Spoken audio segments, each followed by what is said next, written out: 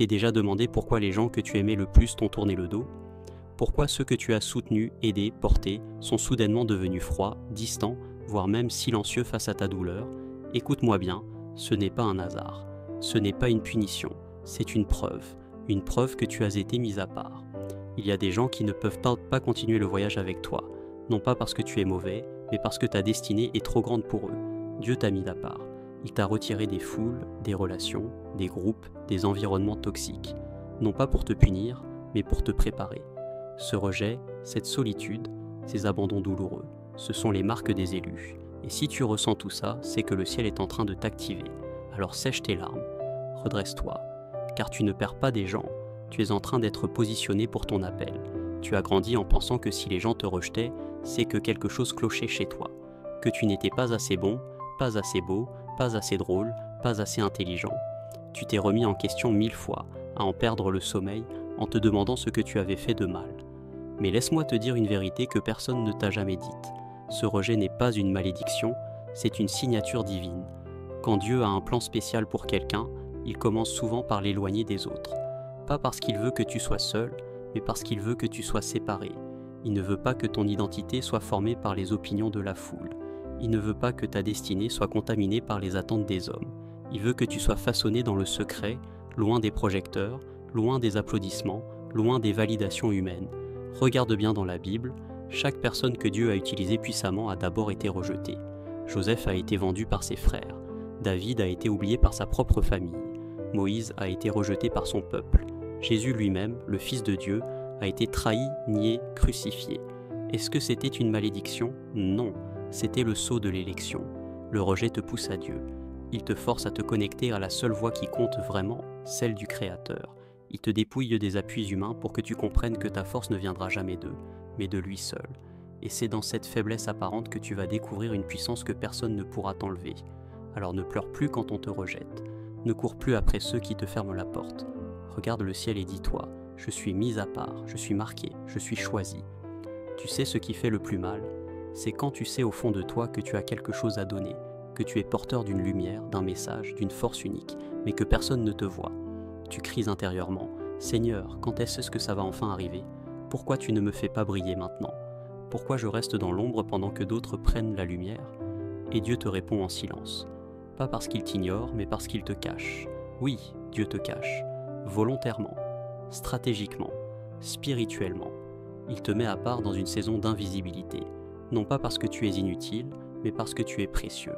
Ce que Dieu prépare à travers toi est trop lourd pour être exposé trop tôt. Si tu étais exposé maintenant, tu serais détruit par les regards, les critiques, les comparaisons. Tu serais volé par des gens qui ne comprennent même pas ta valeur. Il y a des années où tu n'as pas été invité, pas été écouté, pas été reconnu. Mais tout ça n'était pas un oubli, c'était un enfouissement divin. Comme une graine mise en terre que personne ne voit, mais qui travaille en silence. Tu étais en train de pousser dans les profondeurs, et quand le temps de Dieu viendra, tu vas sortir de cette terre avec une puissance que personne n'aura vu venir. Les gens pensent que tu n'es rien, mais ce qu'ils ignorent, c'est que Dieu est en train de te charger, de te former, de te sanctifier. Il ne veut pas que tu brilles trop tôt, car ce serait dangereux. Il veut que tu brilles au moment prophétique, celui où le monde ne pourra plus t'ignorer. Et écoute bien ceci, quand Dieu t'expose après t'avoir caché, personne ne pourra t'éteindre. L'isolement, c'est souvent ce qui fait le plus peur. Être seul, coupé des autres, sans appui, sans personne sur qui compter. Tu ressens ce vide, cette absence, ce silence qui te pèse. Mais laisse-moi te révéler un secret. Cet isolement n'est pas une punition, c'est une arme secrète du ciel. Dieu utilise l'isolement pour faire grandir ses élus. C'est dans la solitude que tu apprends à t'écouter vraiment, à entendre la voix divine sans distraction. C'est dans le silence que tu développes ta foi, que tu renforces ta patience, que tu aiguises ta sagesse. Quand tu es seul, tu n'as plus personne d'autre que Dieu. Et c'est dans cette dépendance totale que se crée une relation puissante, indestructible. Les rois, les prophètes, les saints ont tous traversé cette étape. Moïse a passé 40 ans dans le désert. Jésus a jeûné 40 jours. Ils ont été isolés pour être purifiés. Ne crains pas l'isolement. Ne cherche pas à le fuir à tout prix. Embrasse-le. Accueille-le comme une bénédiction cachée, car c'est dans cette épreuve que tu deviens ce que Dieu t'a destiné à être, un homme ou une femme capable de marcher seul, debout, invincible. Quand les autres te laissent tomber, rappelle-toi que tu es en train d'être équipé pour une mission que personne d'autre ne pourra accomplir. Tu sais, il y a une vérité qui dérange souvent ceux qui vivent dans l'ombre. Ta lumière fait peur. Ce n'est pas parce que tu fais exprès d'être différent, ni parce que tu cherches à attirer l'attention, mais simplement parce que tu brilles d'une intensité que beaucoup ne peuvent pas supporter. Cette lumière que Dieu a mise en toi est une menace pour leur confort, leurs habitudes et même leurs propres illusions. Quand tu avances sur ton chemin, quand tu refuses de t'aligner avec la médiocrité ambiante, quand tu vis selon tes valeurs, tu exposes un contraste trop fort avec ceux qui préfèrent rester dans la routine, la peur ou le mensonge. Ils voient en toi un miroir, et ce miroir leur renvoie leurs propres limites, leurs peurs, leurs faiblesses. Alors, plutôt que de t'encourager, ils préfèrent t'attaquer, te critiquer ou t'ignorer. Cette réaction est humaine, mais elle est aussi spirituelle. Dans l'invisible, les forces qui veulent maintenir le monde dans l'obscurité se réveillent quand un élu se lève. Satan ne veut pas que tu sois un phare. Les esprits de division, de jalousie et de mensonge travaillent à créer des conflits, à semer le doute autour de toi. Et malheureusement, certains proches peuvent devenir des agents involontaires de ces forces, en te rejetant ou en te critiquant parce qu'ils ne comprennent pas ce que tu portes. Mais cette opposition est en réalité un signe que tu es sur la bonne voie. Si tout le monde t'acceptait sans question, c'est que tu serais comme eux, banal, sans différence. Mais le fait qu'on te combat, qu'on te tourne le dos, qu'on te critique, prouve que tu sors du lot. Ta lumière est un danger pour ceux qui préfèrent rester dans les ténèbres. Et c'est là que tu dois faire un choix crucial, te laisser écraser par la pression sociale, ou continuer à avancer malgré tout, avec foi et détermination. Dieu t'a appelé pour marcher dans cette lumière, même si cela signifie marcher seul parfois. N'oublie jamais que c'est ta lumière qui attirera plus tard ceux qui t'ont rejeté, ceux qui te chercheront, car ils auront compris que c'est en toi que réside la vérité. Continue à briller, même quand on essaie de t'éteindre, parce que ta lumière est ta force, et c'est elle qui fera de toi un leader, un guerrier, un élu. Depuis tout petit, on nous apprend à chercher l'approbation des autres, des parents, des profs, des amis, de la société. On veut plaire, être aimé, accepté, intégré, mais quand tu es un élu, ce jeu devient impossible, parce que tu n'as pas été conçu pour plaire aux hommes, tu as été créé pour plaire à Dieu seul. Cette idée peut sembler dure à accepter, ça peut même te faire souffrir. Tu peux te sentir rejeté, isolé, incompris, mais en vérité, c'est une libération. Tu n'as plus à courir après des validations superficielles qui ne dureront jamais. Tu n'as plus à modifier ta nature, ta vérité, tes convictions pour entrer dans un moule qui n'est pas fait pour toi. Dieu t'a façonné à son image avec un but précis. Ce but est souvent en opposition avec ce que le monde valorise. Ce que le monde appelle succès, popularité, richesse, pouvoir, est souvent un piège pour les élus. Ta mission est plus grande, plus profonde, plus spirituelle. Elle ne sera jamais comprise ni appréciée par la majorité. Alors tu seras critiqué, rejeté, parfois même haï. Parce que tu refuses de compromettre tes valeurs, de trahir ta foi, de mentir pour plaire. Et c'est normal. Le chemin des élus est un chemin étroit, souvent solitaire, mais toujours béni.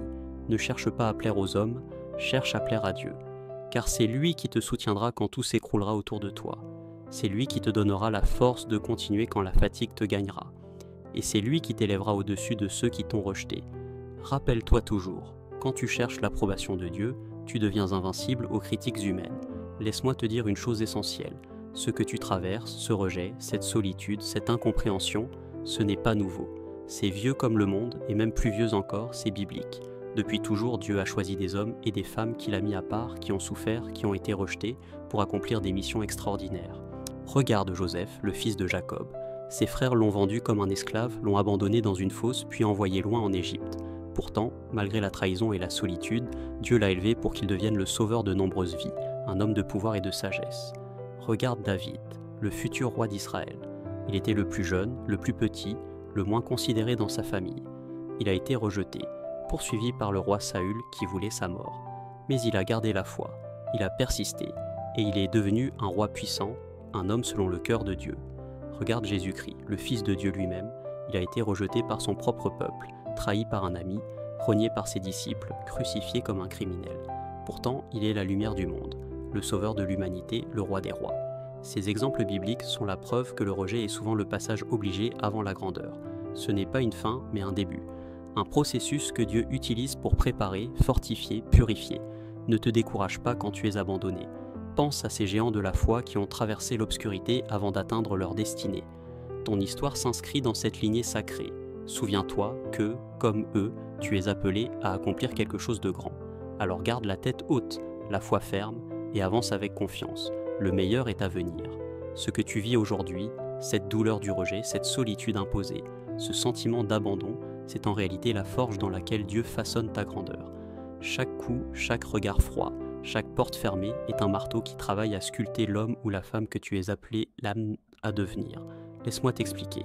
Quand on parle d'élévation, ce n'est pas juste une question de statut ou de reconnaissance. C'est une transformation profonde, intérieure, spirituelle. C'est la montée vers une version plus forte, plus sage, plus lumineuse de toi-même. Et cette transformation ne se fait pas dans le confort, mais dans l'épreuve. Le rejet te pousse hors de ta zone de confort. Il te force à te tourner vers Dieu, à chercher en lui la force et la sagesse que les hommes refusent de te donner. Il te libère des chaînes des attentes humaines pour te permettre de répondre à ton appel divin.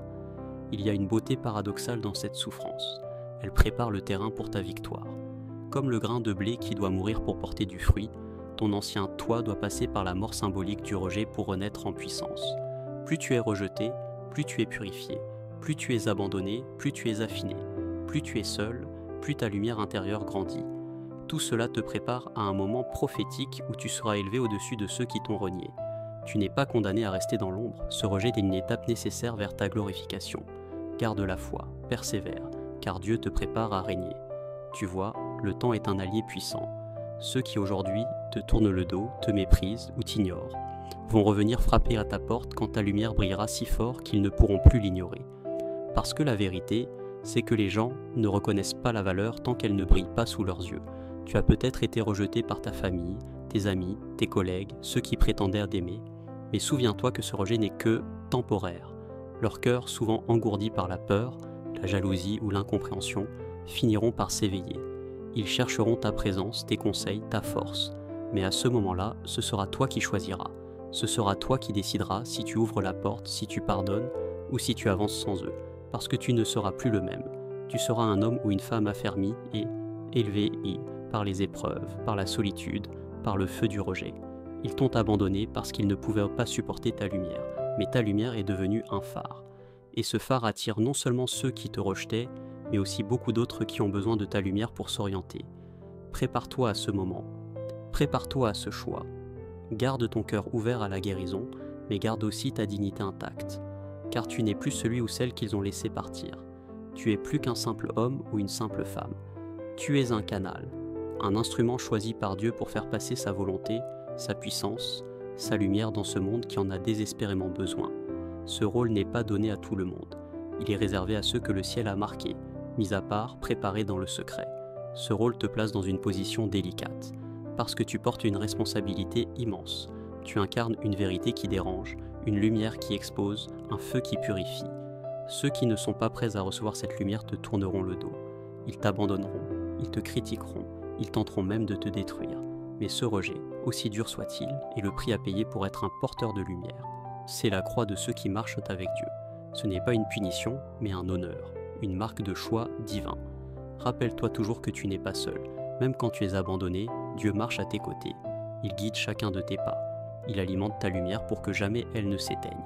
Tu es un élu, un choisi, un instrument. Et à travers toi, Dieu va changer des vies, transformer des destins, faire tomber des barrières. Alors relève la tête, marche avec foi et courage. Ce monde a besoin de toi. Tes épreuves ne sont que le prélude à ta victoire.